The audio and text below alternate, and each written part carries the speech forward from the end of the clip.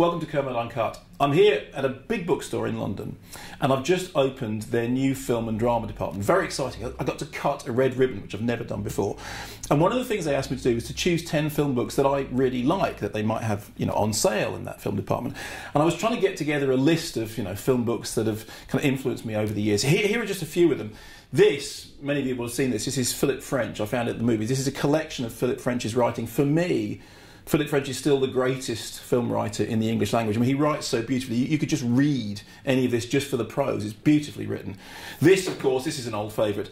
This is Adventures in the Screen Trade by William Goldman. If you've ever wondered just how mad Hollywood is, this has all the answers. And then, of course, this weighty tome. We've talked about this at Uncut before. This is The Story of Film by Mark Cousins. I mean, there is so much in here. Beautifully illustrated, absolutely wonderfully written. I mean, Mark is a genuine poet of the art of filmmaking. So these are just some of my favourites. Other ones included, there's a wonderful book by Alan Jones about the cinema of Dario Argento. And I've often said that sometimes reading Alan Jones talking about Argento's films is actually better than watching some of the films themselves.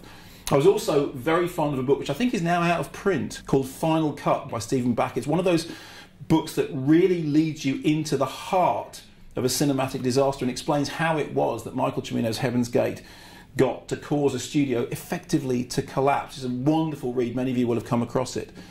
And the interesting thing was people saying, oh, book sales are on the decline and newspaper sales are on the decline. Is anybody reading anymore? Well, clearly, the fact is that there is a whole wealth of wonderful literature, not just being written about cinema, but finding an audience. I did a blog a couple of years ago when Kim Newman had just updated Nightmare Movies. Now, for my money, Nightmare Movies is one of the great books about cinema, and anyone could read it. So my question to you is this: which film books do you go back to? Which ones do you keep by your bedside? Which film books have really helped you enjoy cinema? Which are the ones that really taught you something that you didn't know, that you found most readable, that you go back to time and time again? Let me know.